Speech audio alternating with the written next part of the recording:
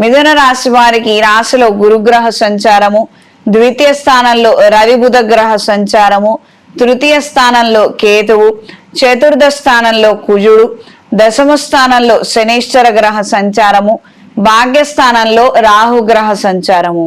Exports imports వ్యాపారాలు చేసుకునే వారికి కాలం అంతంత మాత్రంగా ఉంటుంది.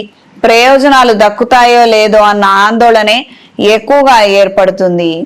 రియల్ ఎస్టేట్ వ్యాపారంలో ఉన్నవారు వేరొక ఊరు కూడా ప్రయత్నం చేయాలి.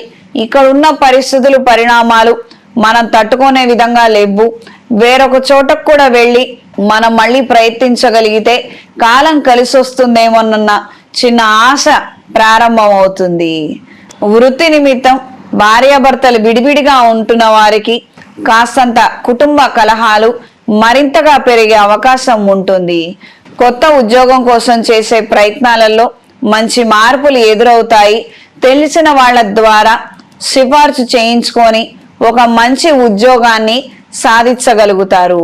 గవర్నమెంట్ ఉద్యోగం చేస్తున్న వారికి కాస్తంత ఒత్తిడి మరింతగా పెరుగుతుంది.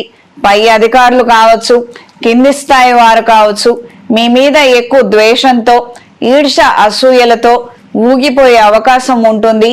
ఈ కారణం చేత మిమ్మల్ని ఏదైనా లిటిగేషన్ లో ఇరికించాలి, మిమ్మల్ని సస్పెండ్ చేయించాలి అన్న కుట్రలు కుతంత్రాలు మీ వెనకాల జరిగే అవకాశం ఉంటుంది. ఇవన్నీ ఎప్పటికప్పుడు కూడా జాగ్రత్తలు తీసుకుంటూ మీరు వ్యవహరించగలిగితే మీకు అన్ని విధాలుగా బాగుంటుంది. లేదా ఇబ్బందికరమైన పరిణామాలు చోటు చేసుకునే అవకాశం ఉంటుంది.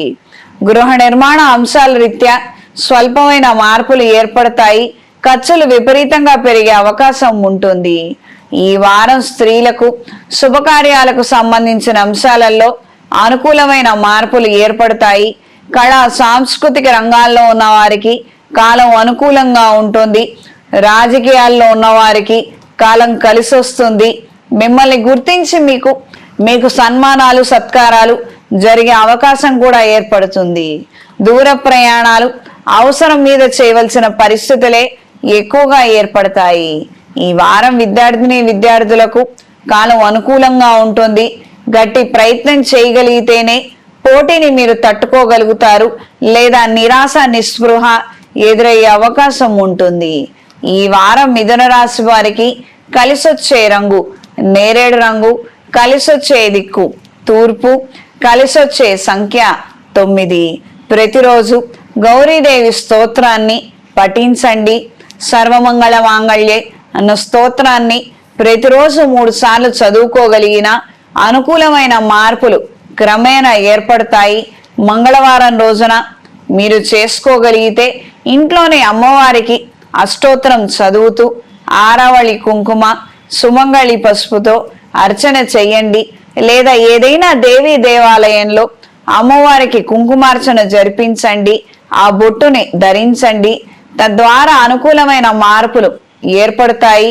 ఏ పనులైతే మొదలు పెట్టారో అందులో మంచి వార్త అనేది మీకు చేరుతుంది. ఆర్థిక పురోగతి లేక ఇబ్బందికరమైన పరిణామాలు ఎక్కువగా ఉన్నట్లయితే లక్ష్మీ కుబేర పాశుపత హోమాన్ని ఈ శ్రావణ మాసంలో జరిపించండి. మంచి ఫలితాలు సంప్రాప్తిస్తాయి.